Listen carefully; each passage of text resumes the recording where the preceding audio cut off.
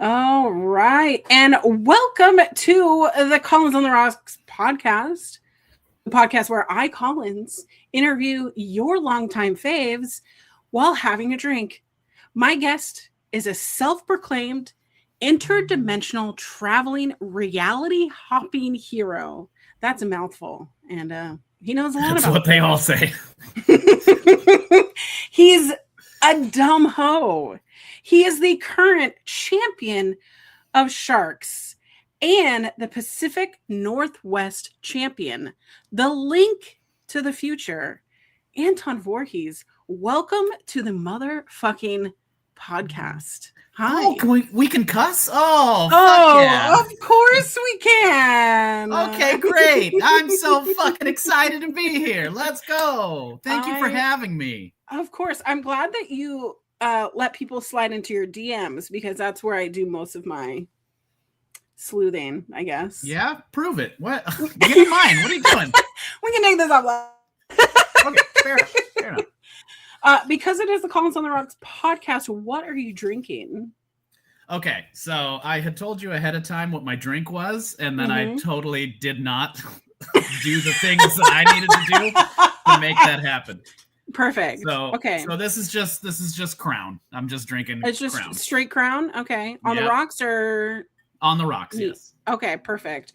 I am working my way through the Kirkland brand seltzers over here, which they are not terrible, but they're not my favorite. Okay. Glowing review. Got it. And but it's Kirkland brand. Although I will say Kirkland brand whiskey and Kirkland brand tequila better than the top shelf stuff, in my opinion. Oh, here we go. Above top shelf, the topper shelf. Yeah, the topper shelf. But Anton, who the fuck are you? Tell us where you've been. We just were chatting, mentioning that you've been in the business for 20 years. How the fuck did you get here? That's a great question that I would love to give you the answer to. Here it comes. So I started wrestling here in the Bay Area back in 2006. I went to wrestling training. I was there for 2 months, and my trainer Hellfire was like, "Hey, we got a show in Oregon. You're gonna be on it." And I was like, "Oh shit, cool. I'm glad you think I'm ready." And he was like, "I don't think you're ready, but we need you to be on the show." I was like, "Fucking great. Let's go." Hey, we need someone to die. So I wrestled a match under a mask just in case I was the drizzling shits. And besides my tights literally falling down, the match wasn't bad. Wait. Falling down? So the dumb hoe was kind of hoey? Your just first dropping trow immediately. Honestly, more bang for your buck right there. So the match went fine. And then after that, my trainer was like, "All right, you can keep wrestling." And I was like, and originally, when I went to that show, I wore a Toronto Maple Leafs jersey, not because I watch hockey, mind you, because Joey Lauren Adams wore one in Chasing Amy, and I was like, "That's a cool jersey," and I bought one. So, oh my god! So I was wearing this jersey. One of my other trainer, Alexis Derevko, saw me in it, and he's like, "You look hella Canadian. That's gonna be your gimmick." And I was like, "Okay." And so I was Canadian for like fucking 14 years.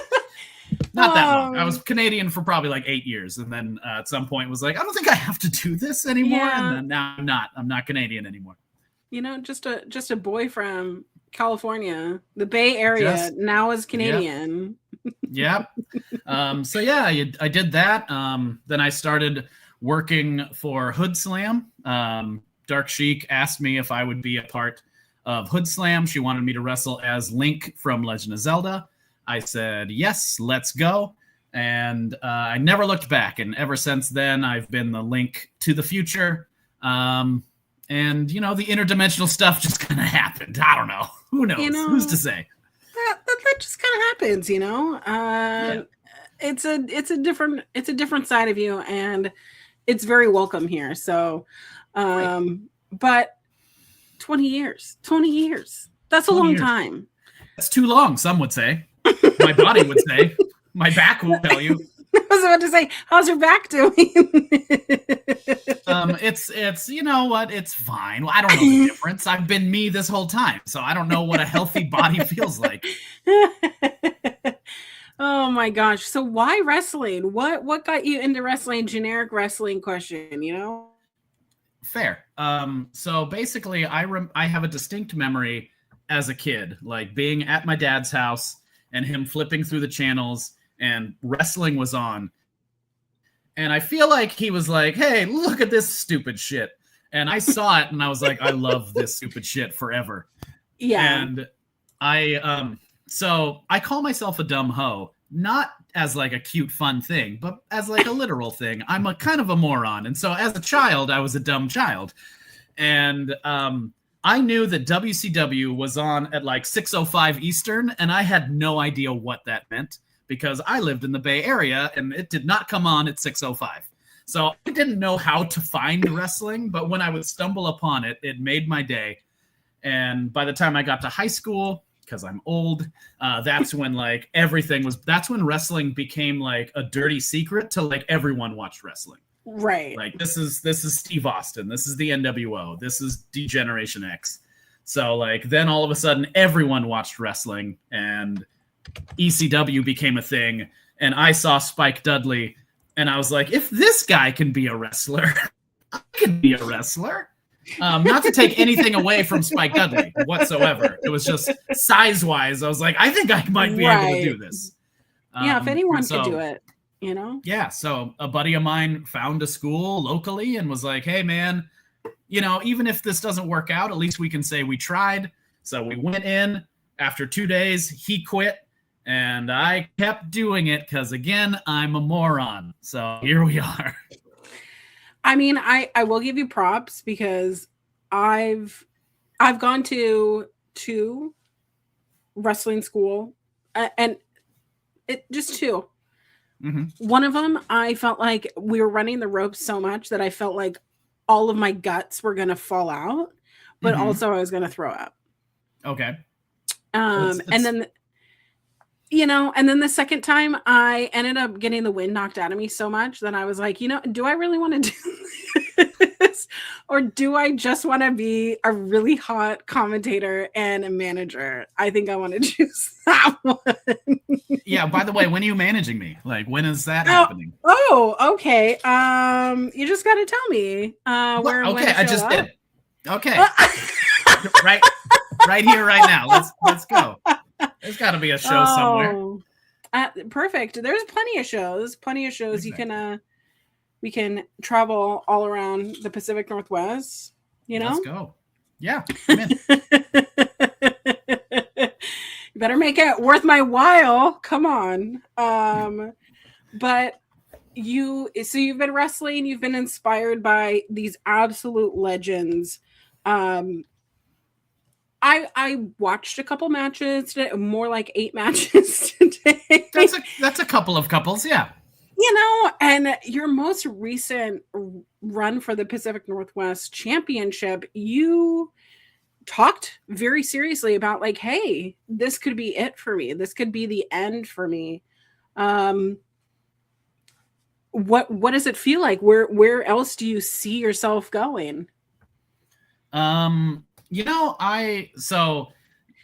your man's here also did musical theater for like 25 years.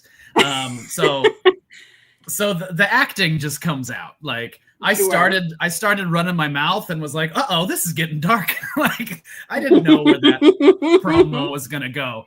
And it just went in that like, you know, maybe I got to hang it up type of thing. And I was like, I'm not going anywhere. But that's what felt natural and good to say at the time. But honestly, like I've been asked recently a couple of times, like what's your plan? And like I'm not really a planner. I have ADHD. I don't know what's going on. I'm just day to day.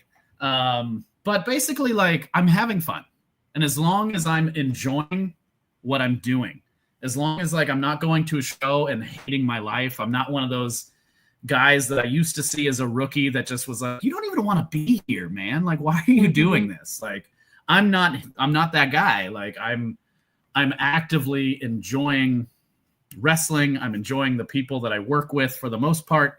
I'm basically telling people that, like, promoters, like, I want to wrestle with people that are going to be excited to work with me. Like, I don't have like a dream match. Like, I don't want to wrestle Ricochet in a super lucha libre, whatever thing. Like, get one, yeah. Exactly. Like, I just, like, if there's someone that's just like, hey man, I really like your work. I'm like, cool, let's work together. Like, let's have fun. Let's go create something. And that, as long as that's good to go. I'm sure at some point I'm going to be like, this hurts a lot. I think I'm done, but I'm not there yet. Well, one of the things that I noticed about watching your matches today is the fact that, I mean, I've known this because I've seen clips of you and I've seen your work, is that you really are versatile towards the different types of wrestlers. I mean, there are people like Brooke Kelly where you really had to, in a no holds barred match, let alone, you know, and you bring on a freaking TV, a TV. Yeah. Okay. I'm the TV guy. What? That's not normal. That's, people don't use TVs all the time. I mean, become my thing. I love a gimmick match. I'm notorious for being the person that I love a strap match. I mean, in and out of wrestling, you know, I'm just that kind of, I'm just that kind of gal. Vibe. I got the vibe. Yeah. But it's the thing that you are willing to go to where the other wrestler is and have a fight. What's your favorite kind of gimmicked match, if you had a favorite? So I've been a part of a lot of really fun, silly matches. Like the Stoner Brothers at Hood Slam and elsewhere. They have a specific match called the Iron Lung Challenge, which is like a last man standing, except once you knock your opponent down, you're hitting a blunt, and whoever finishes the blunt first wins the match. Like, so that was fun. But I think my favorite match, because of the absurdity of it, was what we called, as me and Dark Sheik as the caution, what we called our signature match, which we had never done before. But that was the drowning match, where the point was to drown your opponent and until they died. So we did that. And, you know, it was great. You drown your buddy and you move on. Yeah. And I mean, if there was anybody else that I would want to drown someone with, it would be with Dark Sheik. So, because she is an expert at it now. Yeah, I'm pretty sure she's an expert. I'm pretty sure she would get away with it too. So the authorities never came, so it must have been okay. Perfect. Exactly. We're not accessories to murder here, so it never happened. But if you had to look back on your career and look at something that is missing, what do you think that piece would be that is missing? Oh, what an interesting question. What? Missing? Honestly, and like, I don't know, to be like blunt and honest, like I've never been big on like what like winning a championship means. Like, it's, you know, we live in it's a business of make believe. So it's like a story can be whatever, and if you win a championship, you do because you were the right person at the right time. I would have loved to have been the Golden Gig champion of Hood Slam. That would have been really cool, and it didn't work out. And now Hood Slam is gone because I made a bad wish, and now I live in Slamtown, and Slamtown doesn't have a Golden Gig. So the time passed. But that, I guess, if something was missing, that would have been really cool. That would have meant a lot to me. But like, that's not to say that I'm like feel like there's a hole in my soul because I didn't win it. Like, it just wasn't in the cards, and I did a lot of cool stuff that didn't necessitate having that. So I'm not going to complain either. We have our regular in the chat, Farty McQueef over here saying, "Nuh-uh, wrestling is real." Oh, this is as real as it gets. Like, I get it. Don't get me wrong. I know. Oh, I mean, depending on where you're at, it is as real as it can get. What is the stupidest thing you've ever done in wrestling? That's an unfair question because everything I do is stupid. So I need you to be more specific about what that means to you. What it means to me might be different. I mean, that's the thing. It's because people treat this like you either treat this like a business or you treat it like a hobby. And for people who've done this for more than 10 years, more than 20 years now, you treat it like a business because it is part of your identity, but it is also a business. But in business, you also can make bad business deals. Has there been any bad business deals that you've done? Any places that you've gone that you've regretted? Any people that you've met along the way? You don't have to trash them, but sure. Yeah, I've definitely I've wrestled at places and been like, this is not the vibe. Like, this is I'm gonna do my thing, but once I'm done, I had my match here. Like, thank you for the business, but like I'm not gonna come back, and I'm also not gonna trash you because you didn't screw me over. You got a gross environment here, but I don't know how much to blame a promoter for a gross environment. So there's been things like that. There's definitely been trips that I took when I was younger that I just lost my ass on. It's just I will drive there, pay for gas, and hope that you pay me because we didn't talk about it before I got there. I made some poor decisions. That's such an ADHD thing. Well, I assume I'd get paid. I did work, right? So, yeah. But yeah, I mean, so yeah, stupid things that way. Monetary decisions that I just didn't think through are definitely big on there. But also when I first started, my big hey, do you want to a good way for you to take back over on me is I will climb to the top rope and just miss a drop kick. Just jump as high as I can and flat back bump off the top rope. That sounds good for my body forever. So yeah, that was stupid. That was a dumb choice. I used to consciously tell people I would do. Yeah. But you know what? I got one more. Okay. So Entertainia something at Hood Slam. Okay. On my way there, I'm going through the Caldecott Tunnel. It's possibly rainy, and I get rear-ended. Not gnarly enough to in a car not make it to or in a car. Yeah. Okay. I'm driving through the tunnel. No, not like a sex thing. In a car. So listen, I'm still at the cottage. With heated revelry. Get smashed. And when I get to the show, we're talking over the match, and I let them know hey, I got rear-ended. I feel okay, but I don't know, just so you guys know. And we're talking about what we're gonna do, and I'm just hey, Chupacabra, why don't you give me your finish on the stage? And he's like, oh, don't you think that's gonna hurt? And I was like, yeah. But I got rear-ended. Tomorrow's gonna suck no matter what.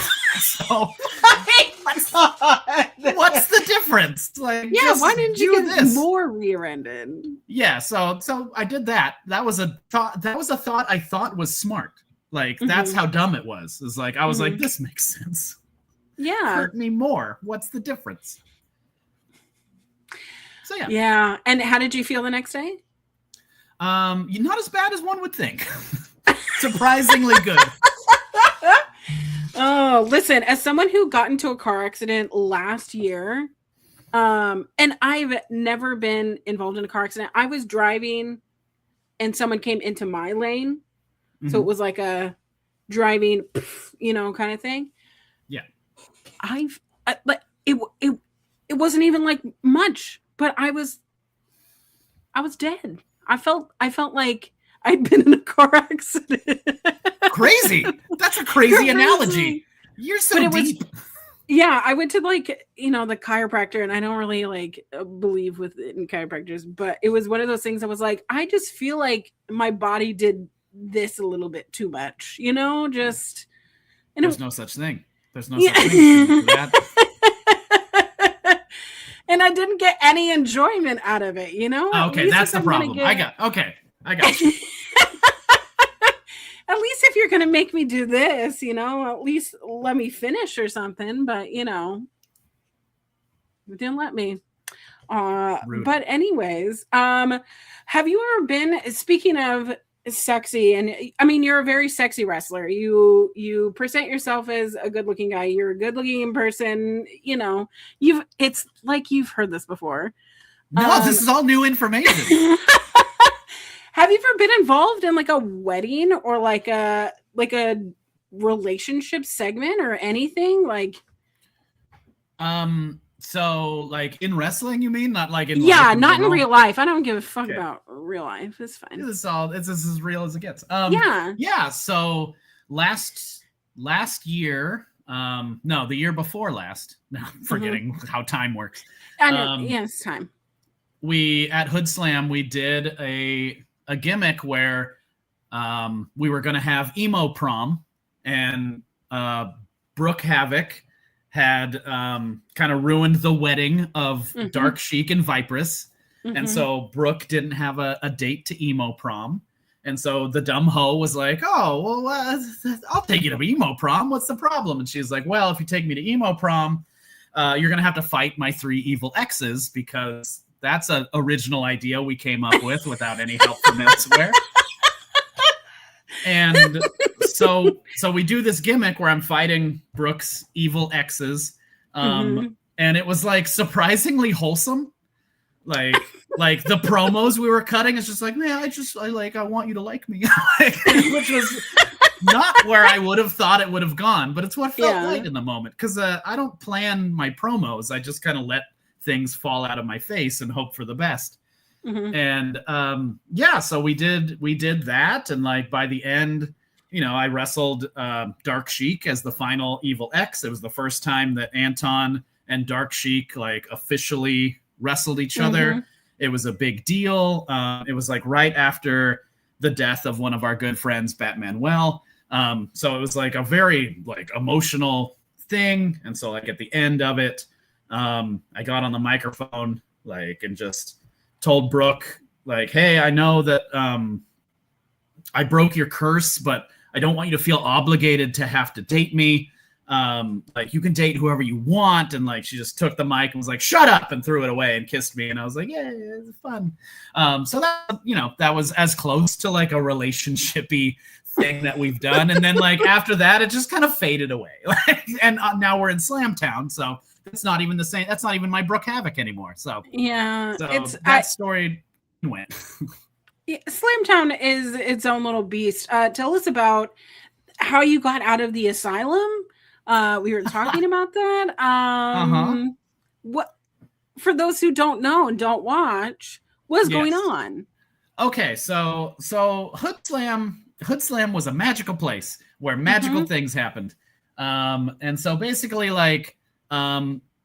we found out that the Golden Gig, which is a giant golden razor blade, could grant you a wish if you sang a song through it, which obviously that's just normal lore of wrestling. And so when we found out we could make a wish, that kind of drove everybody crazy, because you could wish for whatever you want. And so people started literally murdering each other at Hood Slam in order to get this wish. So once everyone had murdered each other for the most part, and it came down to me, Mansoor, and Brutal Rob Hands, and we all were like, hey, maybe enough murder has happened and we can all just make a wish together. Yeah. And so Mansoor asked to go back to when things were better, which is a vague wish. And if you've ever, made a wish or played Dungeons and Dragons, you should be specific with your wishes. You're speaking my language here. Yeah. And so that wasn't a very specific wish. And so we went back in time to vaguely 2017, where it was kind of good, but kind of not. So Mansoor was Manny Favorino. He was 17 again. But like Mason Madden was a college football player, and so they weren't friends, and that made Manny sad. And then like I realized that like, yes, it brought back Ian Handsman, who had retired, but Dark Sheik was actually a robot version of Dark Sheik, because the real Dark Sheik was still in a different dimension, and so that was bad for me.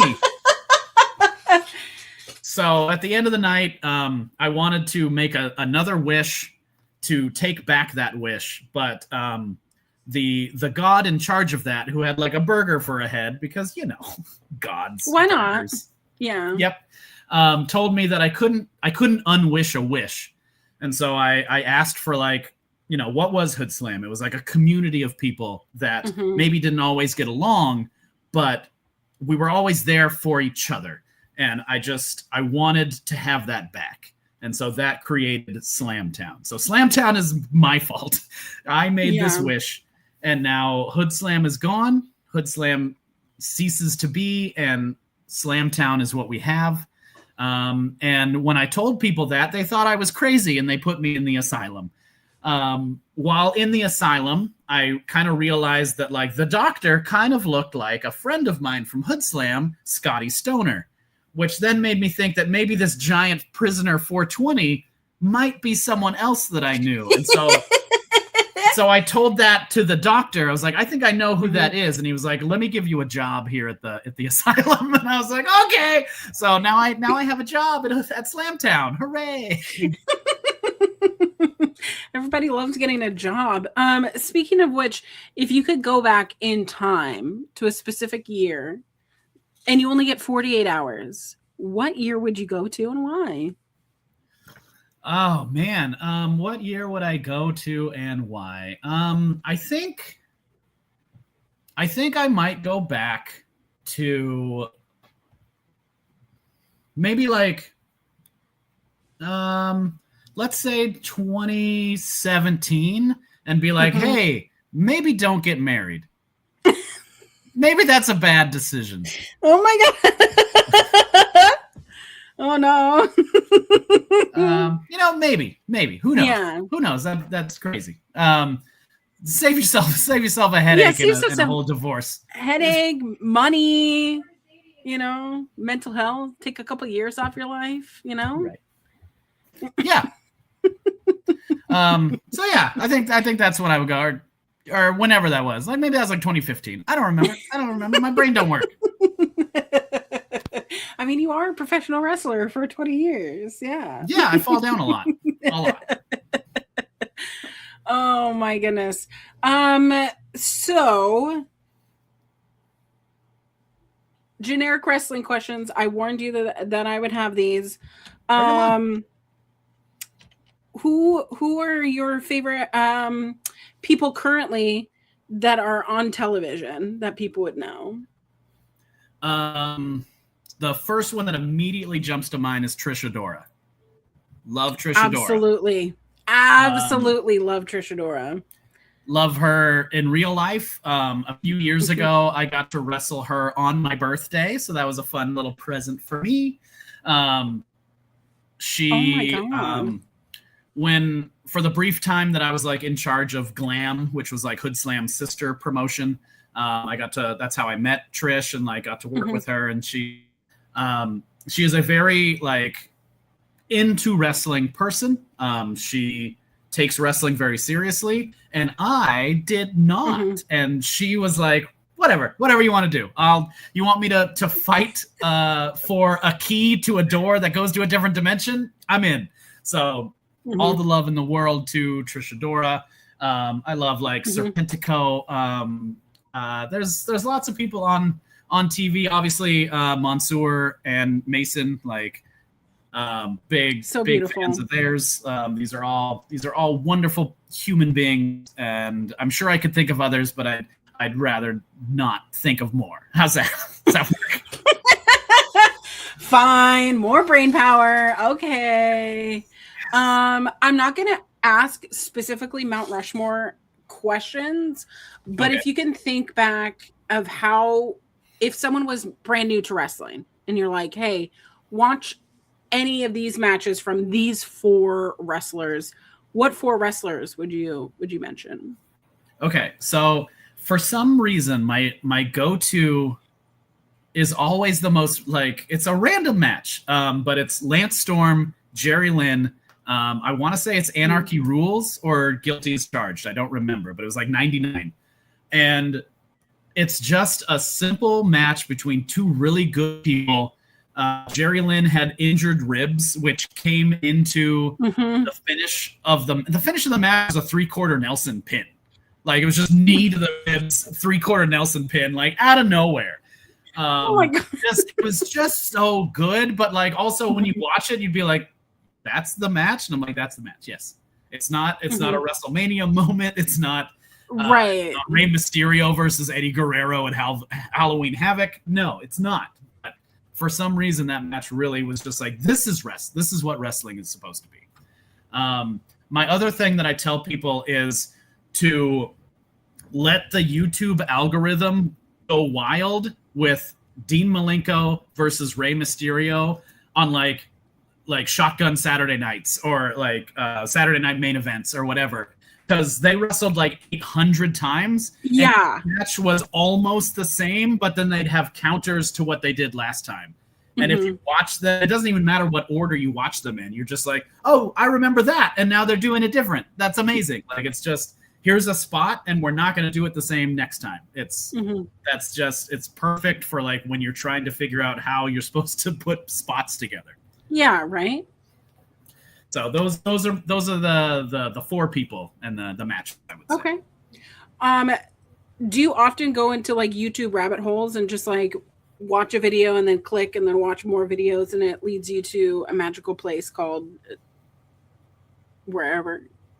Yeah, but I'm watching people play video games. Like, that's okay. Well, what are you playing right now?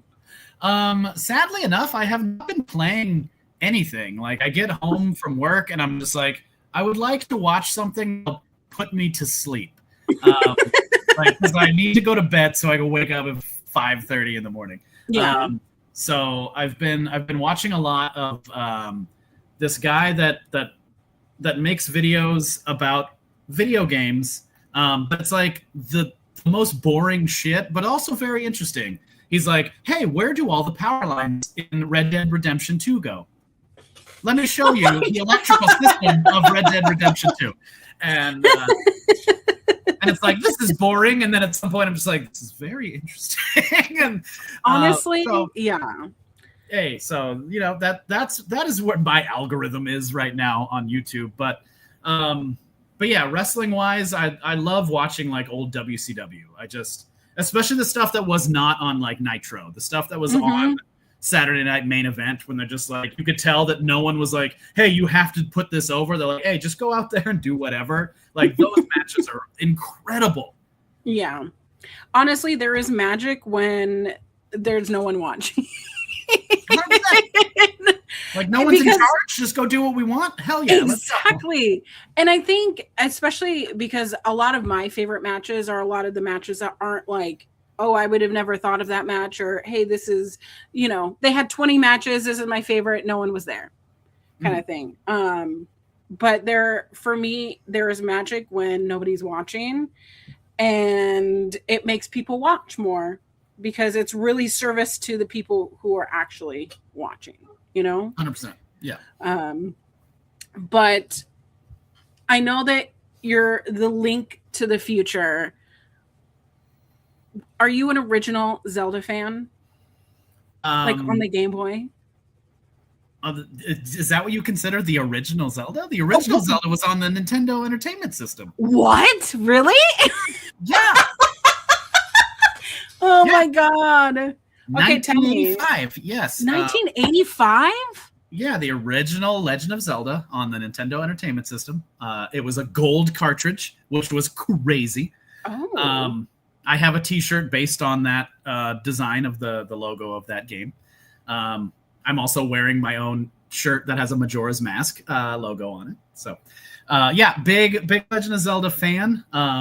Surprisingly enough, not my actual favorite video game, but because I was Link for as long as I became like the Zelda guy, and so I had to like play into it. So yeah, I got like, you know, Zelda is all over the place. Okay. Because it made more sense. It just made sense. So yeah, big Zelda fan. I now have gotten to a point where, because I'm getting old, I feel like Zelda is no longer for me. Like Tears of the Kingdom came out, and I was like, I don't think this game is mine anymore, and that's fine. It's now going to go to someone else can take care of Zelda, and I will go back to playing like Final Fantasy VII, and I'm okay with that. Wait, are you playing the remake or are you playing the original? Yes, to both. I think I have bought Final Fantasy VII on every PlayStation console that has come out. Okay, that's fair. So, See, this is why I love Twitch, by the way. Which, by the way, if you're watching this, go follow me on Twitch because I'm really trying to build up my Twitch following there. I get like so nervous and shy when talking about video games because I think video games are for everybody. But more often than not, people who look like me and like cozy games and like adventure style games often are overshadowed, and I don't want to invite mean people. Okay. But I love watching other people because I have brothers, and my oldest brother played all the NBA Jam and, you know, whatever, Madden, whatever the hell games. But my youngest brother would get out the multi-CD of Final Fantasy. And I remember it would be like, he would get to like the end of a disc and it'd be like, please insert disc 3. And then you have to take it out and put it in. It was like a whole charade. And anytime someone didn't put it back, or because I'm one of 5 kids, a lot of times we would just put the CD on top of the console or on top of the television. And then someone would go back and be like, where's disc 3? What the heck? Oh my God. You know, just all out war. And then we're all fighting, which is so great. But all this to say, my favorite part of Final Fantasy is the frog, because obviously I love a frog. And my best friend, Farty McQueef, is in here. We have the same frog tattoo. Okay. But it's the frogs that do this. And I want that frog tattooed on me. Get it. You know what I mean? Yeah. In that pixelization. But that is a tangent of its own.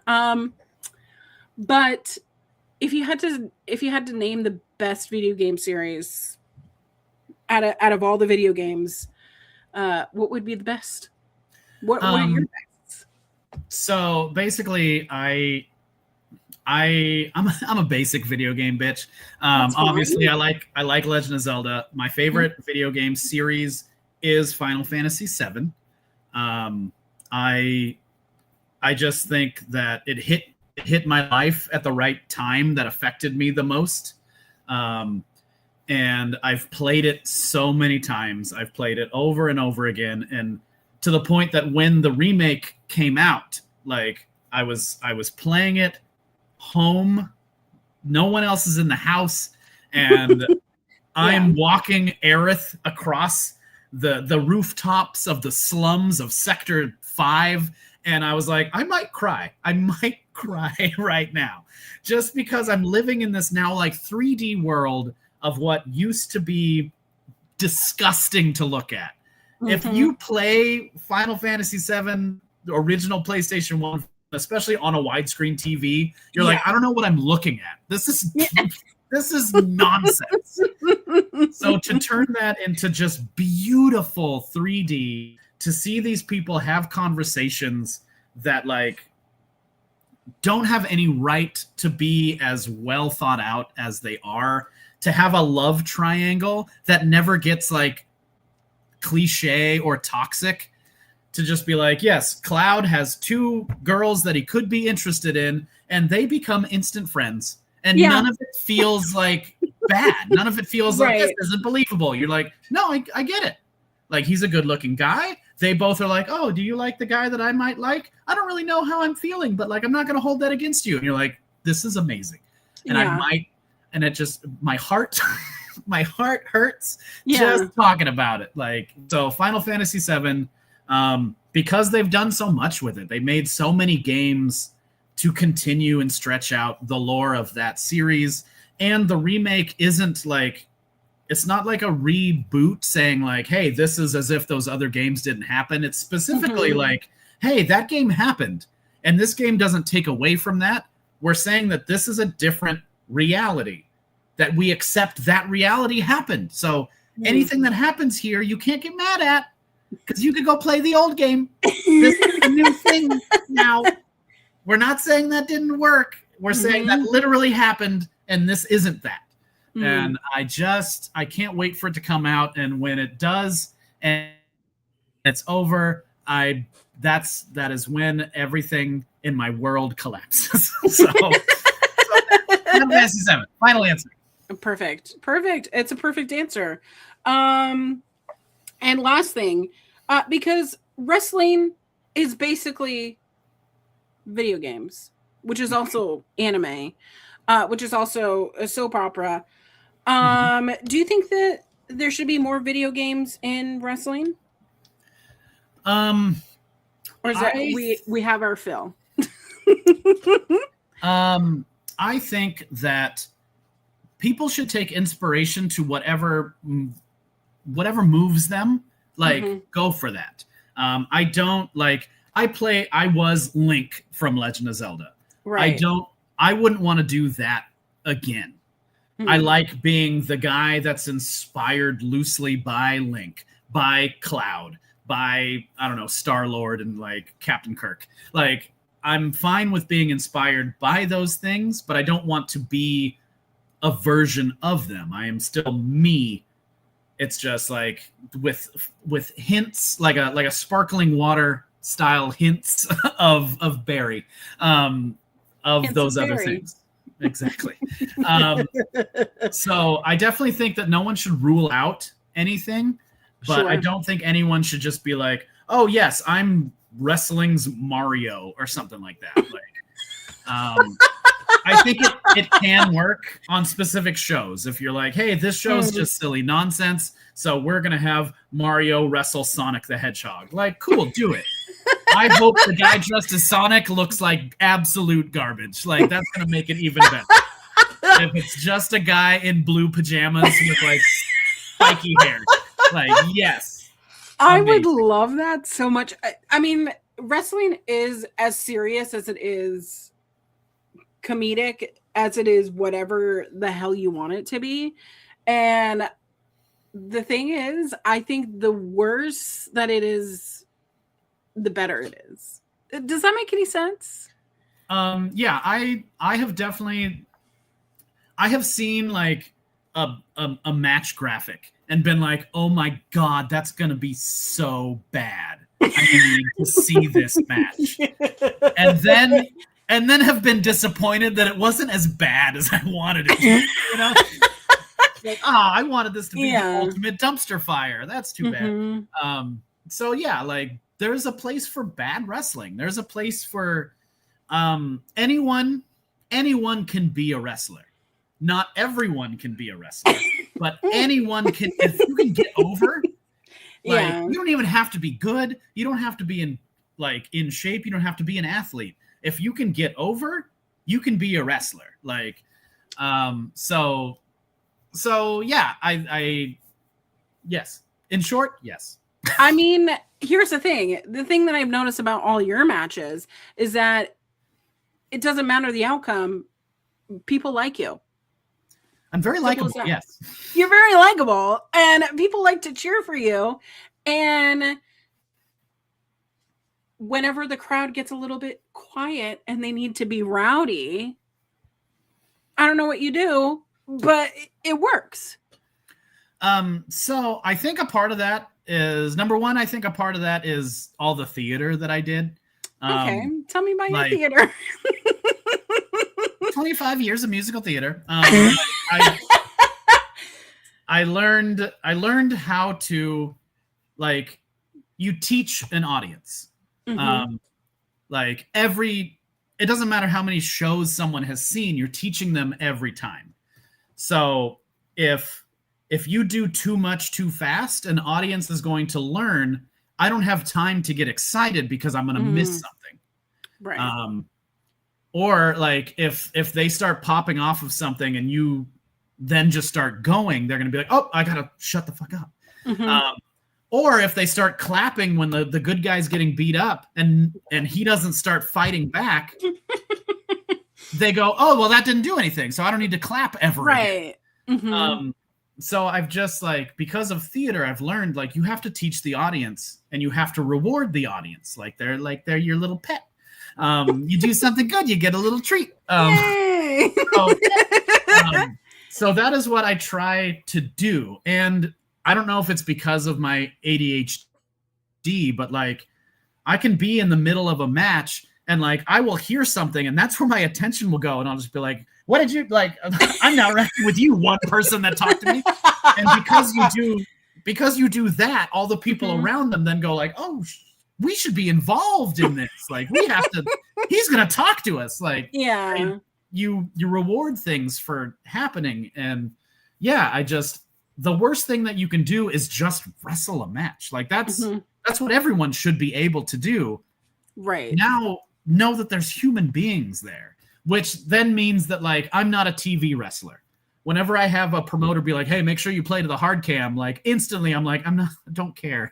Sorry, that hard cam didn't pay money to be here. I'm gonna talk to that guy right there. Yes, Sorry. talk your shit. That's what I'm gonna do. Like this guy's here and we're gonna interact with each other.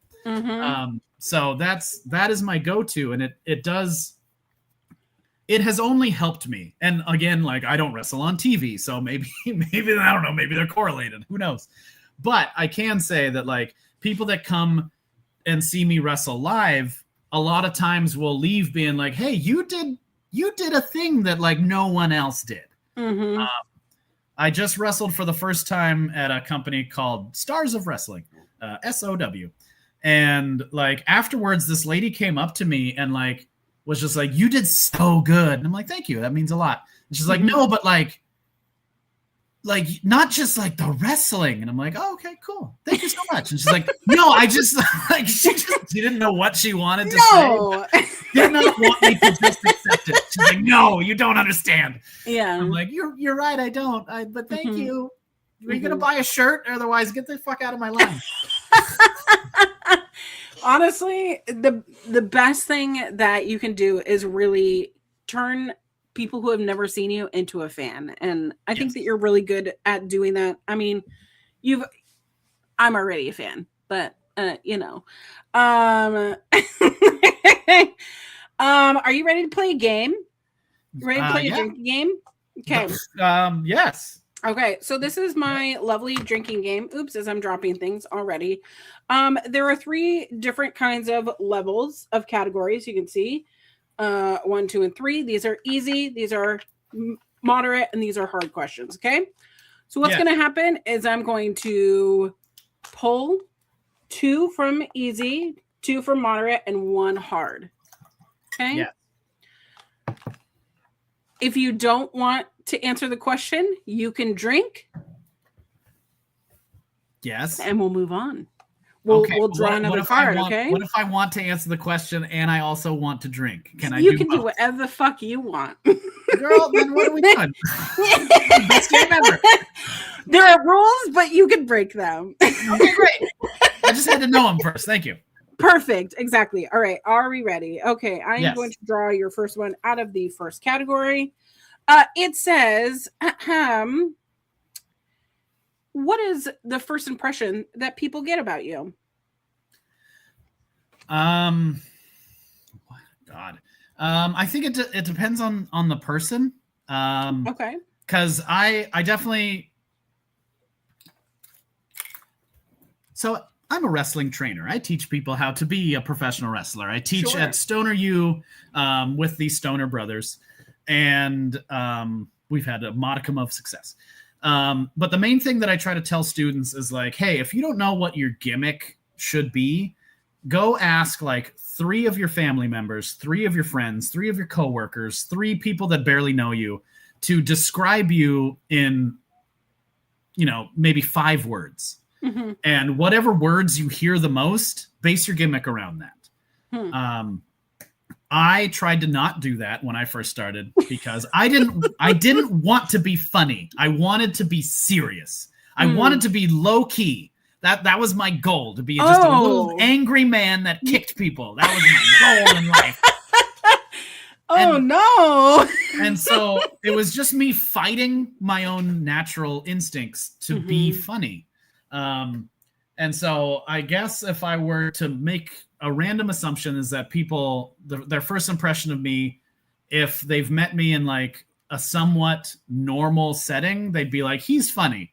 If they've met me at a party, they're like, that guy's quiet, because I'm very introverted when I'm around people. Yeah. But I would think that it's funny. But like, I've also had people that have met me for the first time and been like, I hate your personality. And I've been like, oh, well, I'll just go fuck myself then. Okay, thanks. Nice talking to you. So honestly, those same. It varies. Who knows? Yeah, I get it. But I think funny would be my answer. Funny would be a good first impression. I agree. I think that's a great assumption. All right. Second question out of our easy category. Mm-hmm. Do you think you fall in love easily? Why or why not? Yes, because I do. Okay. I've never been one to like try to shy away from that. Like I am the guy that like tells his friends he loves them. Like I'm literally like the guy, like almost every time I fly somewhere, people are getting messages that I love them because I'm like, maybe I die right now. So people should know. So yeah, it's something that like I'm never been like afraid to say, and like I think should be said more often. So yeah, it's something that comes naturally to me, easy to me. I think it's the right thing to do. You should just love everybody. Honestly, it's easier than being like a hater, a certified hater. Although I do love being a hater. Let's talk some shit. What are we doing? I get in trouble a lot with my mouth. So, and that's not what I heard. That's not what it said on the bathroom wall. Oh my God. Am I blushing? Wait, let me tell you. So tell me. So I grew up in a cult. Okay. And so I came out to my parents as a lesbian, when I was very young, because I didn't know. I just didn't think that I liked teenage boys. So it's like, not for me. Granted, duh. Yeah, they're the worst things on the planet. Yeah. Exactly. But because I'm in this cult, this religious cult, I basically was told you cannot be queer. You can't be a lesbian, because God will hate you. So I just said, okay, then I will date nobody. All the world's problems. Exactly. All the world's problems. So on the bathroom wall, someone called me a militant virgin. Ooh, fancy. Because I was so like, no, we will not. I cannot. But it was mostly because I just didn't like teenage boys. And little did they know, the moment I went to college, I realized, oh, I like everybody regardless of their gender. And there's nothing to be scared of. So yeah. But yeah, that's what was written about me on the bathroom wall, was that I was a militant virgin. And I told my mom that, and she ran with it. I think she told her entire Bible study that I was a militant virgin. Outstanding. Good. Whatever mom's going to be proud of, we love that. I mean, but here's also the thing. I was given blowjobs my senior year because I thought that's not part of the whole thing. I'm sorry. So your senior year and you didn't like teenage boys. Are you committing crimes? Yes, I was. Okay. Always committing crime. Okay, great. I graduated at 17, so I liked older men and women. So Okay. this isn't about me. All right, we're talking about it now. Also, I have said that I'm old a couple of times, so I'm just throwing it out there. Listen, my age is, I am 60, but I'm also still a 19-year-old. So I cannot be held responsible. Okay, we are going to our moderate round. Okay, let's go. Were those questions easy enough for you? Easy as Sunday morning. Okay. Hey dogs.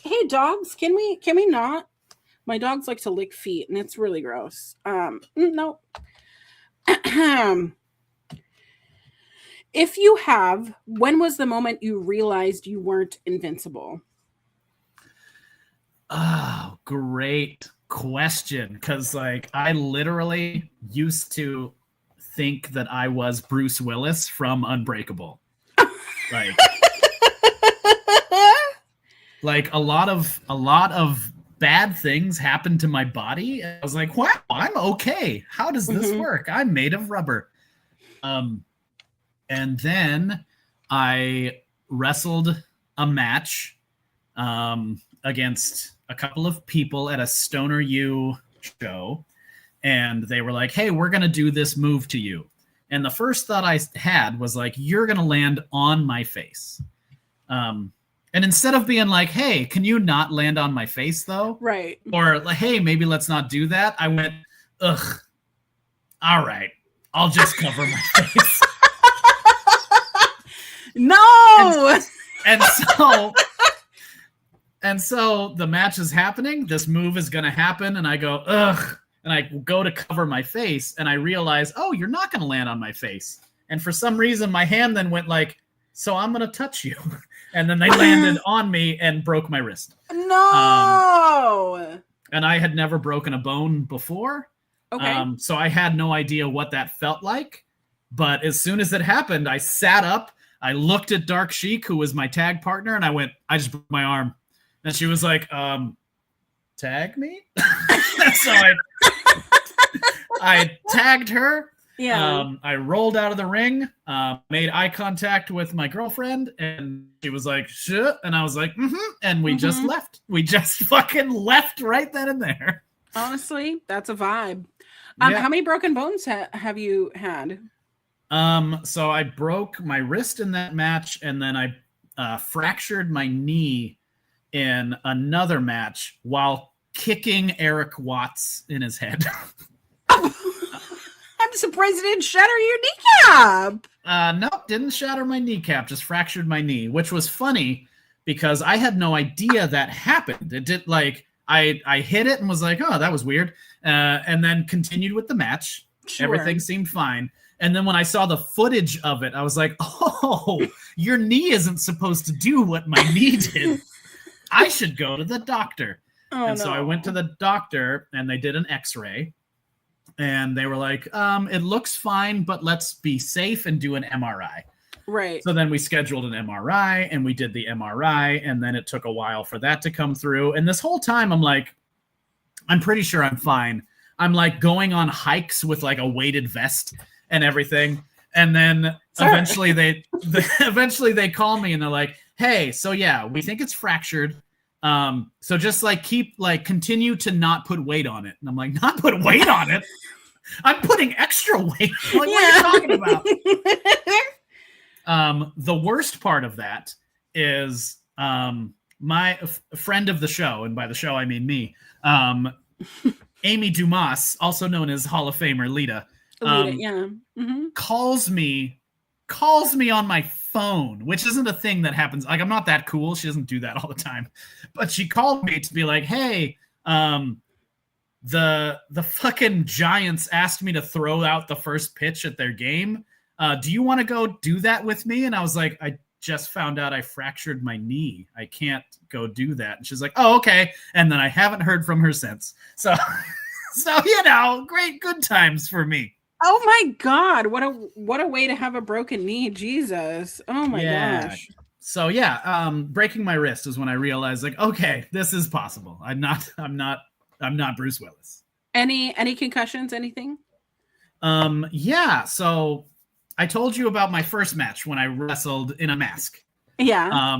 My first match not in a mask, so my second match ever.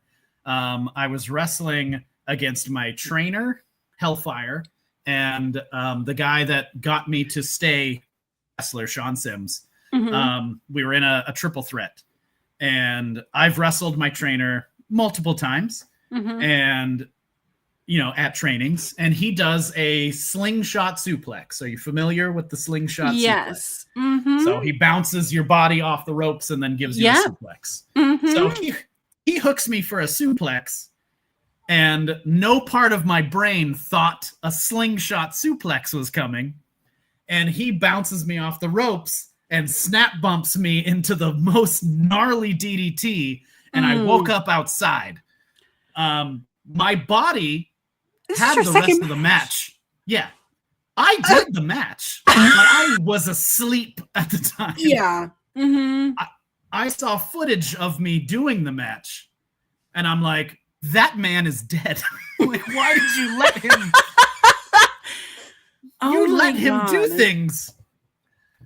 So yeah, I've had at least one concussion. At least one. Okay. As someone who's had 4, I get it. I get it. Okay. Listen, I played college basketball. Uh-huh. I think you were doing it wrong if you're getting 4 concussions.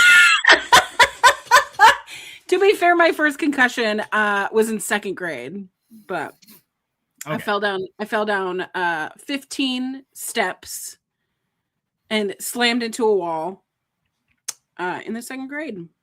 Gotcha. And I don't remember the 2nd grade. I mean, I don't either. I don't even have that. Listen, 2nd grade for me was 1996, and the only thing I remember is Kurt Angle, and I became hyper obsessed with the 96 Olympics. Okay. All right. That's kind of what happens is the 96 Olympics happen and you go, that is going to be my whole personality. Okay. That didn't happen for me, but like, I love that for you. I love a matching set, and I just want to find it's like green, like tracksuit. That they all wore in the opening ceremony. Is Atlanta, Georgia on it? Have I been to Atlanta, Georgia? That doesn't matter. No. I was just looking at like South Carolina hats because they just say Cox on it. I was like, I've never been to South Carolina, but I want a hat that says Cox. Absolutely. On it. Listen, you want to meet me in South Carolina? We'll buy some Cox hats and it'll be great. Let's go. That'll be when you manage me first. Is my match in South Carolina. Oh, all right. Okay. Oh, I already pulled a. Okay. If you could have it your way, who would you be with? Where would you want to be? And what would you want to be doing? That's the vaguest question. It is a vague question. Oh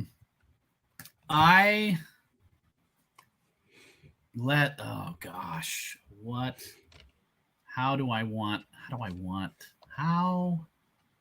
Listen, right now I'm listening.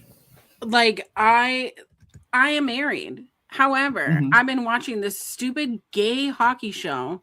It's not stupid. It's very beautiful and I love it. But I read the books and I really enjoyed the books.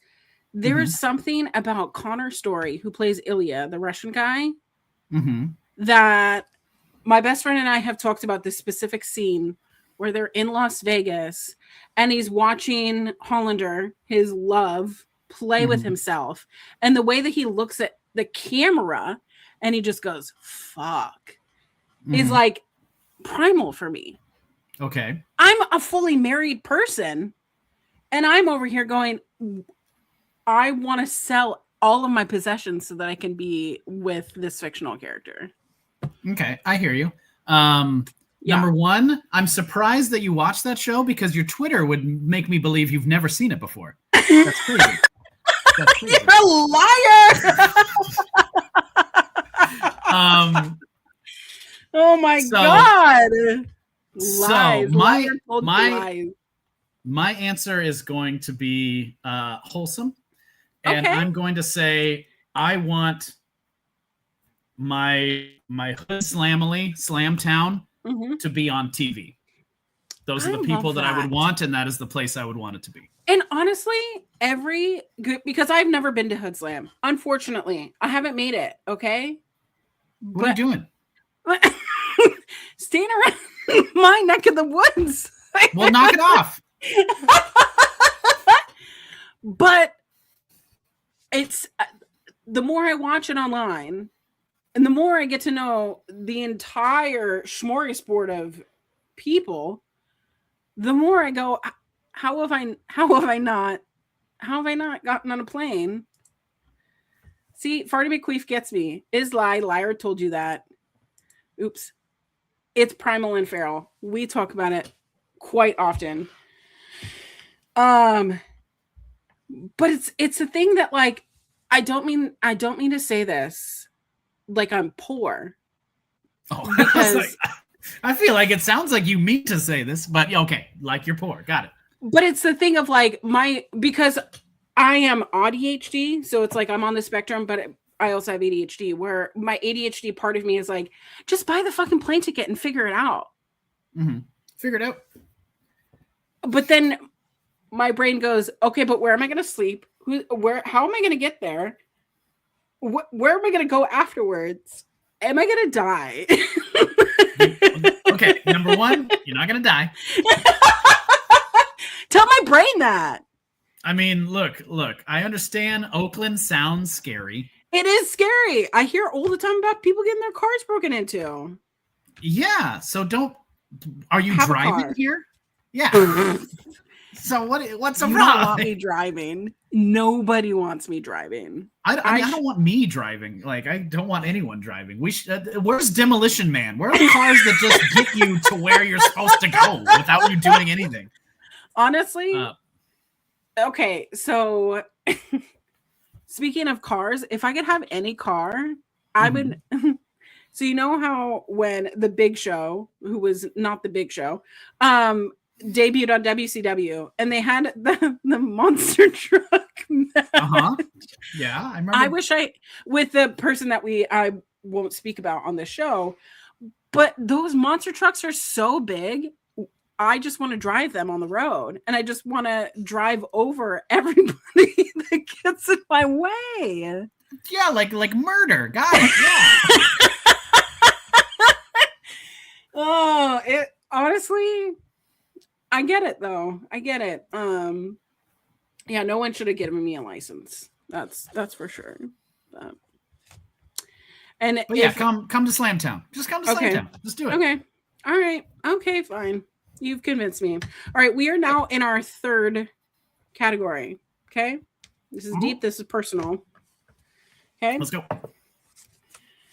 Okay, they all say level 3 on the back. Okay. Oh, we don't need to get that introspective. Okay. Never mind. We're not doing this shit anymore. It literally says, "What has this conversation taught you about yourself?" Get the fuck out. Get the fuck out. I've never been taught anything in my entire life.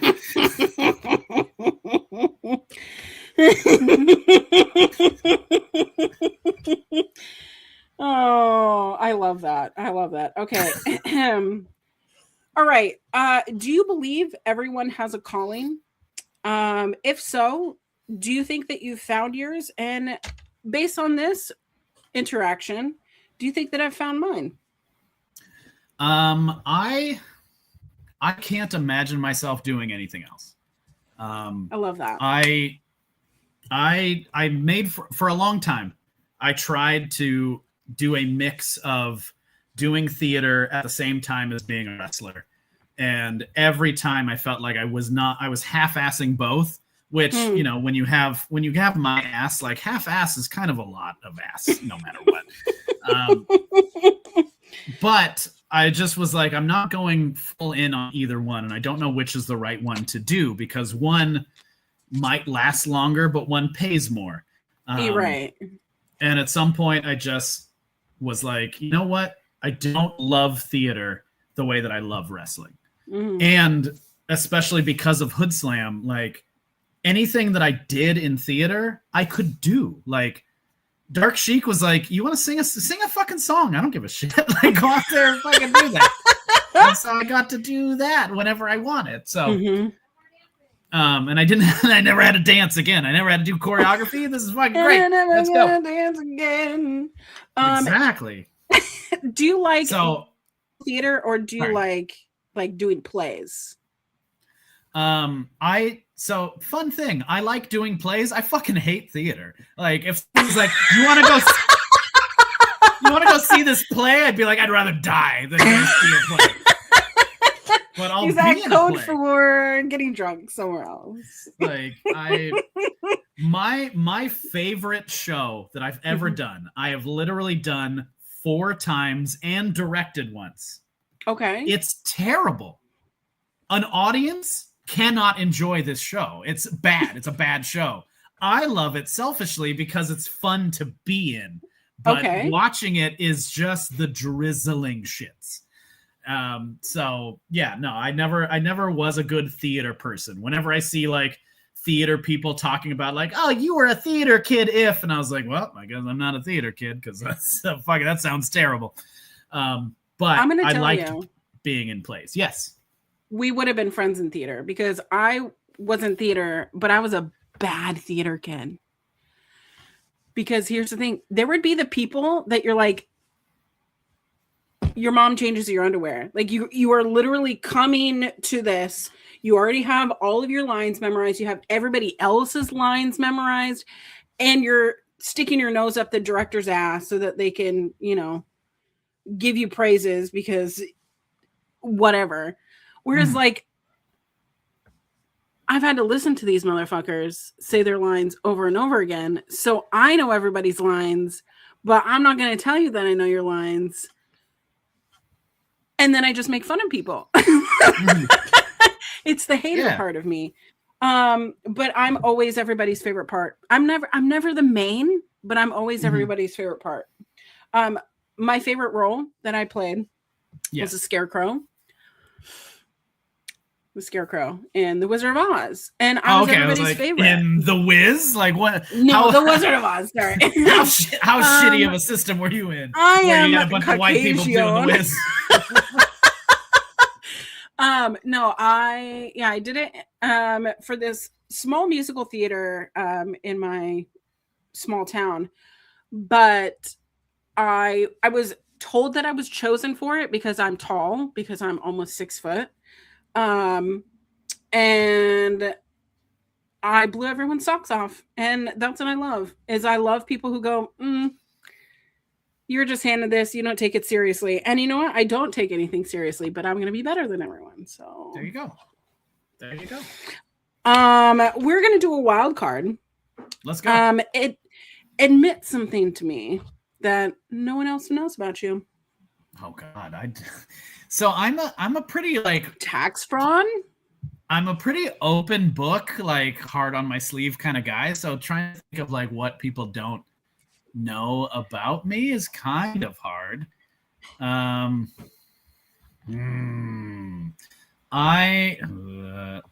Because I've been talking about theater this whole time. Like I'm a surprisingly good singer. Like that doesn't work. That doesn't work. Let's see. So any guilty pleasures? No, they're just normal ones. Just normal pleasures. Just normal pleasures. All right. In the realm of theater, I wrote a play, and it was produced by 2 separate theater companies. A play that I wrote was put on twice, and it went moderately well both times. So that's something not a lot of people know. I love that. I I learned so much about you today. Well, you're Nothing welcome. too scandalous. You didn't ask the right questions. I don't know. Speaking of things, I wanted to round this out because not to get political or whatever, but a big part of my show, a big part of who I am is the queer part, right? Mhm. You have been on the QWI many years in a row. Tell me what it means to you being a person part of the community and also in wrestling. Tell me what it means to you because Sure. So it was always a weird thing for me at first because as I have an issue for whatever reason, being like what my brain calls like a statistic.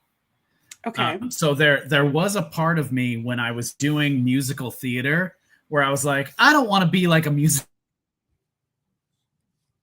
During that time, like I thought of myself as like very straight, Right. and like I tried to like when I started wrestling, this is something I've said before. Like there were so many pictures of me like standing in the ring with like my hands on my hips, and there was a part of me that's like, get your fucking hands off your hips. You know, that's not how I want you to look with your fucking little hands on your little hips. So I just like I always had this issue, and then the more that I was just like a human being, I kind of realized like I had these issues because I didn't want to be like labeled in that way, which was a stupid reason to not do something. I didn't drink until I was like in my 30s because I didn't want to be just like another person that drank alcohol. I liked being different. But when people would ask me like, oh, why don't you drink? I was always like, oh, I have literally no reason other than like, so I can tell people I don't, which isn't a good reason to not do something. Right. And then I started drinking and I was like, this is way better. My social anxiety disappears. Yay. Self-medicating. Yeah. So then I kind of like started looking in like who I was as a person, like as a sexuality and stuff, and like literally like looked up like what is a bisexual, what is a pansexual, like what are these words, and like no definition of anything made me go like that's me. And so I was like, maybe I don't know, maybe I'm not these things if none of these really scream at me. Also, I have always been someone that would be like a long-term relationship, and then when that would end, I would slut around for a little bit, but then get into another long-term relationship, and they were always like heteronormative relationships. I have a girlfriend that I've been with for 10 years now. And so like there was always this part of me that was like, why am I going to come? Like if I come out now, some asshole is just going to be like, you have a girlfriend, you fucking liar. Yeah. So I never wanted like my sexuality to upset someone. So like every time it was just like, it's National Coming Out Day. I was like, this is not my day. Like, like this is for people that are like, everyone, I've held it in and I am a homosexual man. And it's just like, yay, we all applaud you. This is your day. That's not my day. But I also felt like a wrestler came up to me one day, Tommy Purr, fuck it, I'll say his name. Tommy Purr was just like, hey, how come I never knew that you were like a part of the community? And I was like, well, because I don't talk about it. And because like, honestly, at some point I have heard you literally say like, this bitch has a husband. She's not part of it. So, which like was like a joke. He didn't mean it like seriously, but like at the same time, like you hear jokes like that and you're like, well, I don't want to do that. So but at some point I was like, you know what? Like I want to be honest.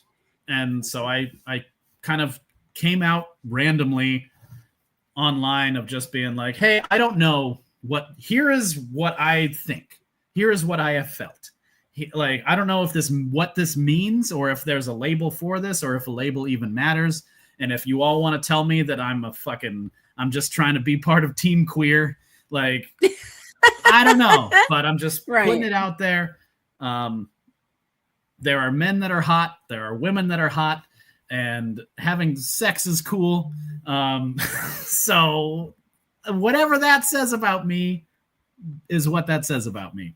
And so many people were just like, thank you for saying that. And there was a part of it that was like, I even said in my coming out thing of there have been times where I thought maybe I was actually asexual and just had FOMO. So I was like, I don't know, I guess I'm fucking people. And a lot of people that registered with them too. And it was just so it was just cool to have all of that support and to have no one then question me afterwards. And it then allowed me to not think about putting my hands on my hips anymore. It allowed me to not check myself when I started getting a little too swishy with my fucking movements and how I spoke. Yeah. And it got me to the point.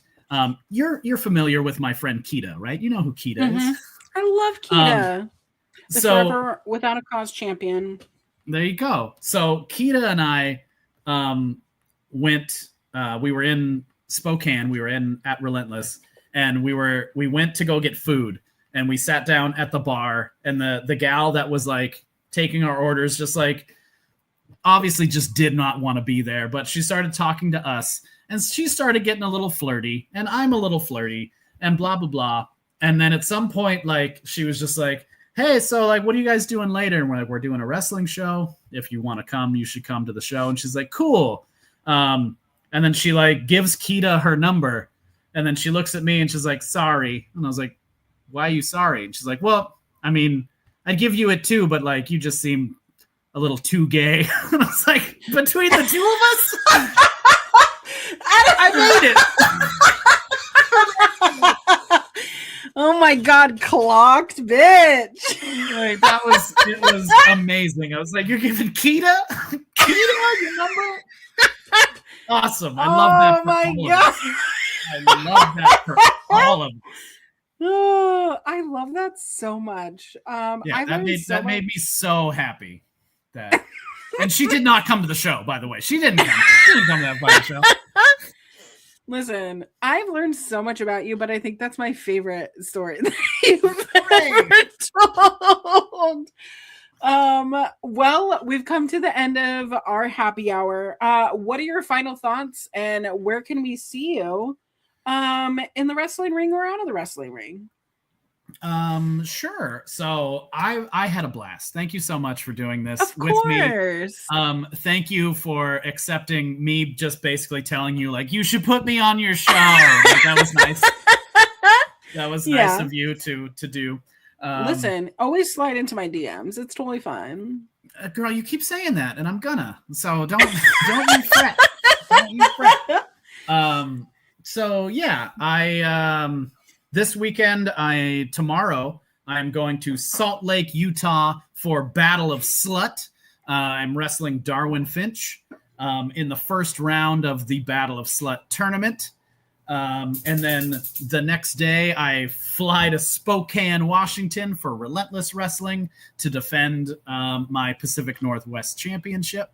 I know that I will be wrestling at Puppet Wars in the Bay Area. I'll be wrestling at Slamtown in Oakland / in Slamtown.